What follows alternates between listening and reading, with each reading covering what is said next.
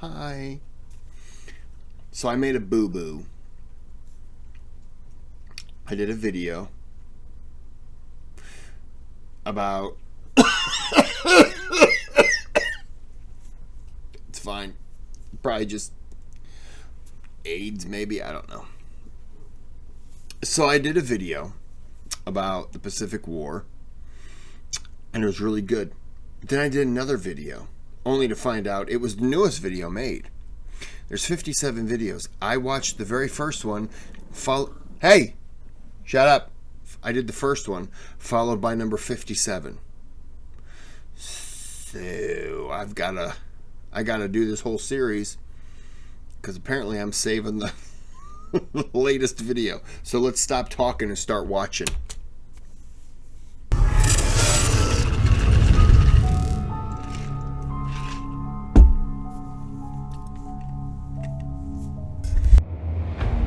In the first half of the 19th century, Japan was an agrarian country of tens of millions of rice farmers, a small minority of merchants who benefited from their hard work, and the elite class of samurai, who as peace continued exchanged their swords for calligraphy brushes, working in a variety of administrative positions. Both the farmers and the samurai were indebted to the merchants, and this, coupled with increasing peasant unrest and foreign interventions, threatened to destroy the status quo of the Tokugawa shogunate. And yet, almost 4 decades later, the Japanese Empire established itself as a regional power in the Far East, going so far as to defeat the Russian behemoth. How did Japan achieve this? How did it undergo such a transformation from a poor, isolationist state into a modern military powerhouse?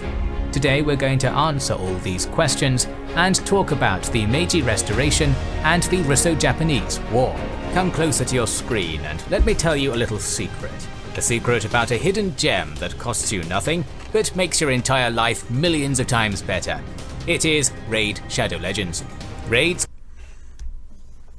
I don't play the game. Small minority composed of merchants and artisans that was fundamental in the fall of the Tokugawa shogunate in the 19th century.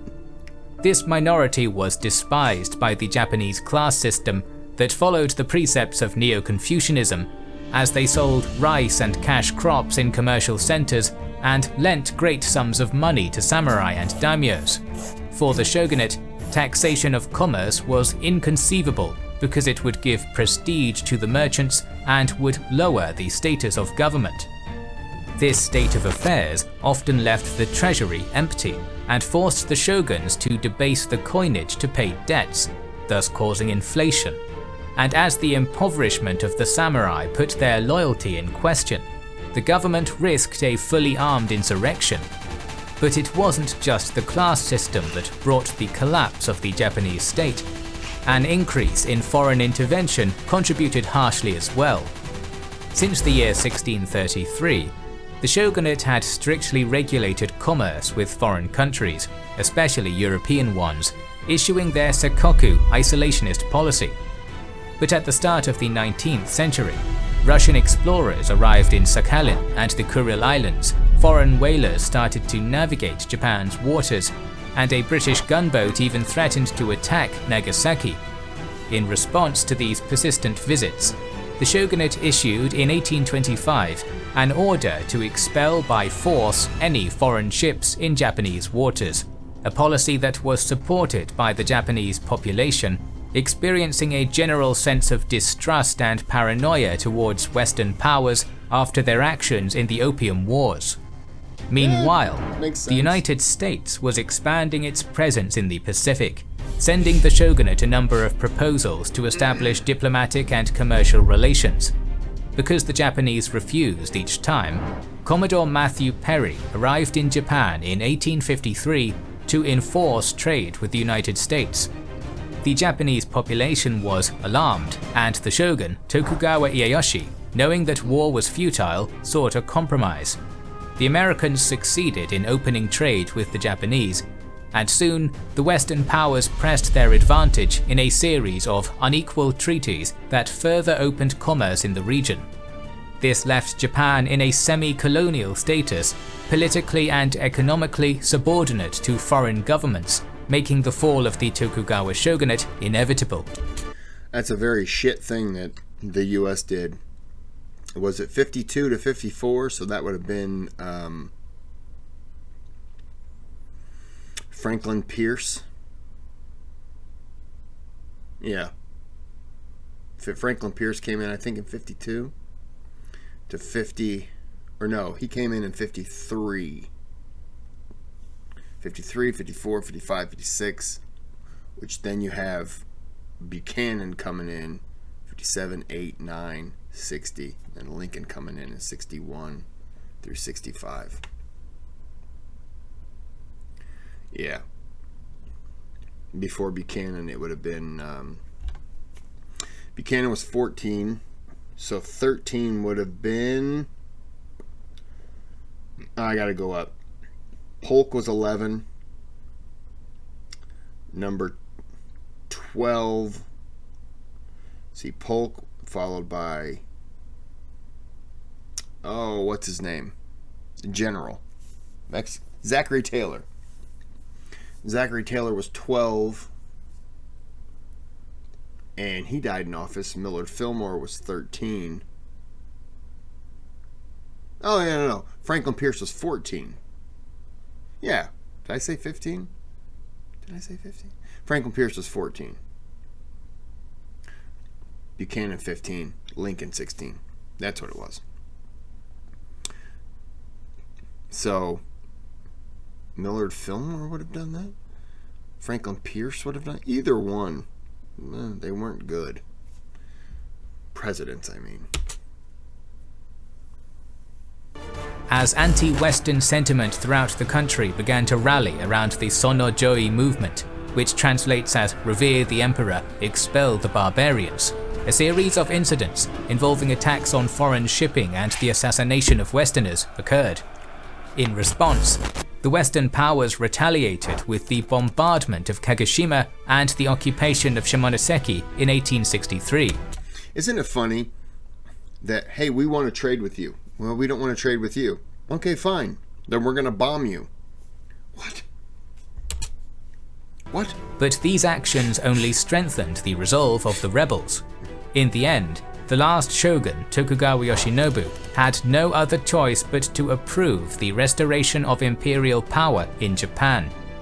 Yet some dissatisfied and rebellious daimyos, aided by the Sono-Joi movement, got ahead of Yoshinobu and seized the imperial palace in Kyoto, thus announcing their own imperial restoration in 1868. The Tokugawa loyalists fought against these rebels in the Boshin War, but in the end they were defeated, resulting in the ascension of Emperor Meiji to the throne. Meiji would quickly go on to issue a series of reforms, increasing the opportunities of commoners, abolishing the class system, transforming the feudal domains into prefectures, renaming the capital at Edo to Tokyo, and centralizing the government into an oligarchy. The new imperial government would also shift towards a more progressive policy in regards to foreign powers, continuing the modernization of the country, renegotiating some of the unequal treaties, and embarking on a series of military reforms that sparked a variety of samurai insurrections. The new Imperial Japanese army, trained in Western tactics and weapons, easily defeated these rebellions and prompted the end of the samurai class, while the new Imperial Japanese Navy consolidated and modernized thanks to foreign support.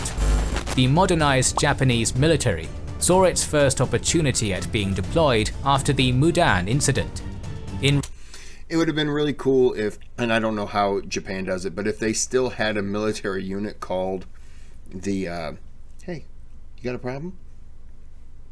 Called the samurai. Yeah, I know that they're not, okay, you're fighting me, so you get down.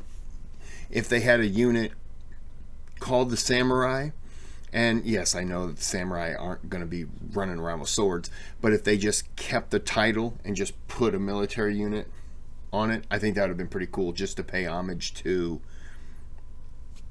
the samurai warrior, you know, like, it could be like, like they're Marines, or you know what I mean, like they're maybe even like a special forces kind of unit, like this is a samurai unit. I think that would be cool. That's just me though. Response to the murder of 54 Ryukyuan sailors at the hands of Taiwanese natives, a punitive expedition was launched in 1874, resulting in the temporary occupation of Taiwan and the official annexation of the Ryukyu Kingdom. A year later, Japan signed the Treaty of St. Petersburg with Russia, in which Japan ceded South Sakhalin in exchange for the Kuril Islands that Russia controlled.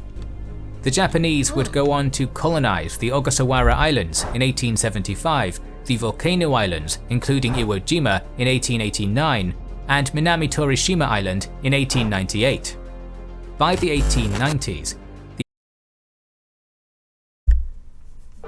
Feeling lonely and looking for a significant someone, but dating sites don't work for you? Nope. Tired of scrolling, browsing, Nope. ignoring? I'm good. Shh, I'm good. Shut your face. by the 1890s, the IJA had grown to become the most modern army in Asia, while the IJN had expanded with the acquisition of French and British ships. Tensions with the Qing dynasty had also risen after Japan returned Taiwan to them, but the Japanese successfully pursued their interests in Korea, even despite Chinese opposition. Yet Korea remained inside the Chinese sphere of influence during this time, helped by the Qing dynasty to crush rebellions in the country. All of this, however, would change in the early months of 1894, when the Dongak Rebellion broke out in southern Korea and spread across the country. The Chinese intervened again to defend the Korean government, but the Japanese also did so on the side of the rebel army. Soon, Japanese forces occupied Seoul and established a pro-Japanese government that broke their ties with China. The First Sino-Japanese War had thus begun. For their strategy, the Japanese planned to defeat the modernized Beiyang fleet early on in the war, so that they could gain command of the sea and land the 5th Division to push the Chinese out of Korea. While the IJA consolidated its position on the Korean peninsula and advanced towards Pyongyang, the IJN set out to lure the Beiyang fleet to engage it in a decisive battle.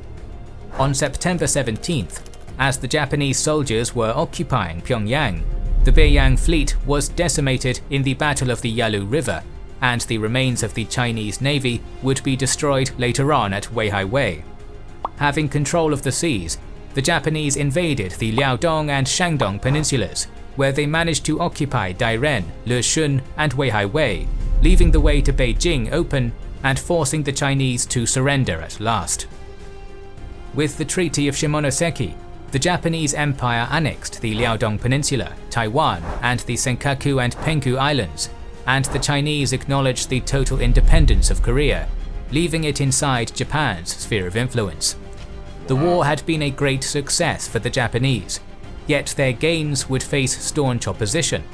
A rebellion in Taiwan established the Independent Republic of Formosa, and the intrusion of Russia, France, and Germany in the Triple Intervention ousted the pro-Japanese. Question. When Japan took over Taiwan, was Taiwan at the time, was it Taiwan, or was it still considered a sphere of influence in Japan, in China? And if they took it over, were they the ones who kind of made it independent of China? Look, I understand China says Taiwan is them, Taiwan says they're independent. I'm not talking about that. I'm speaking, was their taking it over, was that the origins of where we are today, to where Taiwan says they're independent and China says they're not?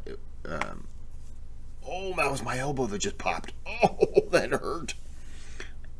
Getting back to what I was saying, though, before my body decided to call me a bitch, was that the start of all that? Or was it before then? Was it later?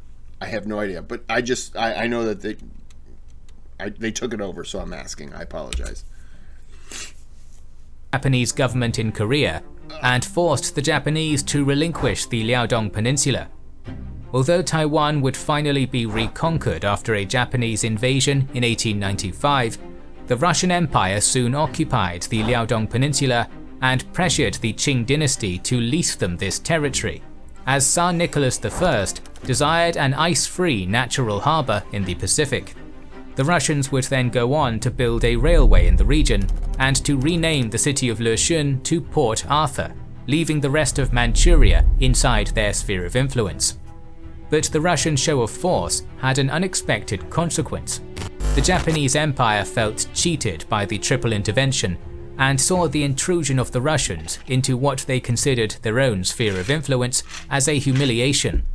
In result, military and expansionist factions inside Japan were strengthened, forcing the imperial government to heavily industrialize and to build up its naval strength for future conflicts. Japanese diplomacy also sought to avoid another coalition of Western powers against them, leading directly to the Anglo-Japanese alliance of 1902 that protected Japan from the interference of foreign powers, and from Russia in particular.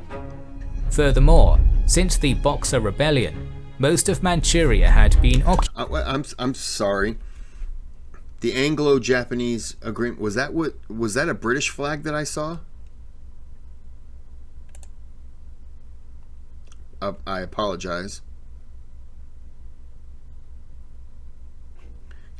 And the Anglo-Japanese alliance, so was that England and Japan? England kind of saying we'll stay out of here? Because I know that there's an Anglo-American agreement, so I kind of got thrown off because I would wonder if the US and Australia would be in there, but that looks like it's just British. Just a question. Furthermore, since the Boxer Rebellion, most of Manchuria had been occupied by Russian forces that refused to leave the region. Yet the Russian position in the Far East was actually very weak, as the Trans-Siberian Railway was still incomplete. The Russians didn't really know the region, and there was social unrest in Manchuria. The Japanese also had spies all across the region, so they knew the way around these lands, and estimated in 1903 that Japan's forces outnumbered the Russians in the Far East. This information prompted Meiji to approve preparations for war against Russia, and after the Russian refusal to leave occupied Manchuria, Japan declared war on February 8, 1904. Led by the legendary admiral. The Russo-Japanese War, isn't that also the war where Russia sent ships down and around, and they kept shooting at like British merchant ships and fishing boats and all kinds of stuff, and then they were shooting at each other. That was a Mr. Ballin video. If you haven't seen that, that was quite interesting. Togo Heihachiro, the IJN managed to keep the Russian Pacific Fleet at bay, while the IJA landed at Chemulpo and quickly occupied Korea, then crossing the Yalu River to start the siege of Port Arthur. Meanwhile, the Russians sent a second squadron from the Baltic and Black Sea fleets to reinforce the defenders at Port Arthur, but the long journey across the Atlantic and Indian Oceans caused them to arrive too late, as on January 2nd, 1905, Port Arthur surrendered after most of the Pacific Fleet was destroyed by an inland bombardment. Not only did the 2nd Pacific Squadron arrive late, but they also arrived in a very poor condition due to the necessity to get to the Pacific as quickly as possible. At the same time, the IJA advanced through the rest of the Liaodong Peninsula, occupying the cities of Liaoyong and Mukden, and essentially expelling the Russian Manchurian army from the region.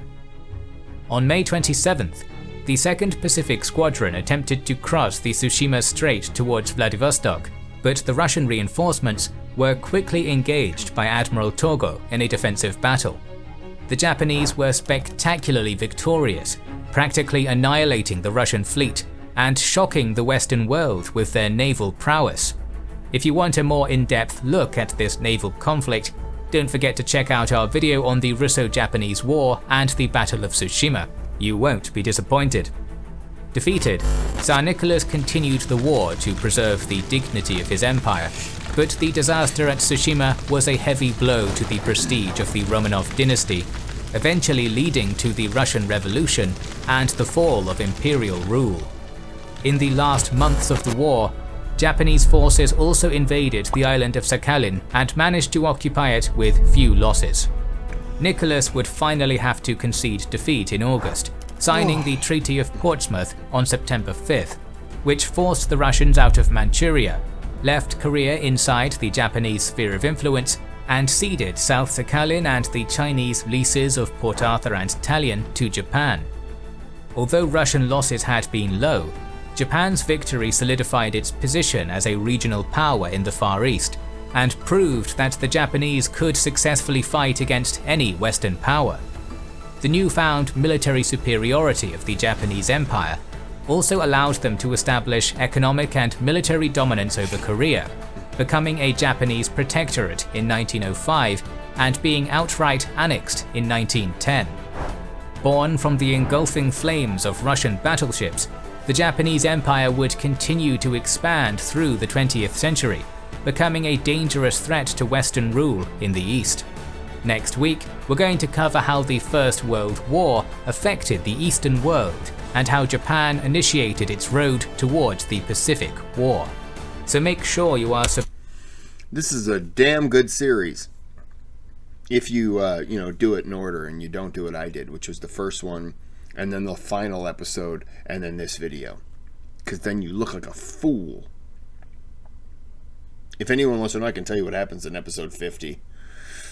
I wish I didn't know yet, but it said number 1. And I clicked it. Should have read it before I clicked it. And that's not my fault. That's everyone else's. Okay. Well, I'm going to go ahead and end this here. Like and subscribe. Oh, give me a second. Let me think of something stupid to say. I do pretty good.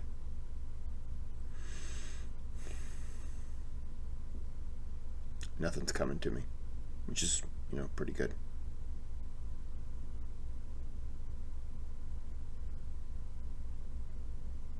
All I could think of was if you teabag. Nah, that just slipped out of my mind.